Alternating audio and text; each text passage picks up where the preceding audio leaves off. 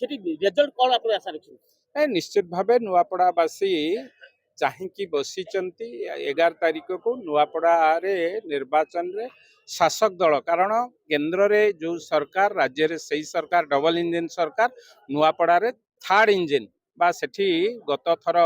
बिजु जनता दल जीति थिला एथर तृतीय इंजन लागिबो नुआपड़ा रे भारतीय जनता पार्टी रो विपुल विजय हब एक कथा स्पष्ट से अंचल बा लोकल ये बुलिला बेले हमको स्पष्ट अनुमय हो କଂଗ୍ରେସର ସଭାପତି ଭକ୍ତ ଦାସ କହୁଛନ୍ତି ଯେ ସେ ମାଟିର ପୁଅ ସେ ଠିଆ କରିଛନ୍ତି ଆଉ ସେ ବହୁ ବିପ୍ଳବ ସମ୍ମାନିତ ଭାବରେ ସ୍ମୃତି ଚିହ୍ନ ଗ୍ରହଣ କରିବେ ଗୋଟେ ଜୋରଦାର किए कौन कहिबे समस्ते समस्त दल सपक्ष कहिबे किंतु मु जहा ग्राउंड रियलिटी कहूची निश्चित भावे भारतीय जनता पार्टी सपक्ष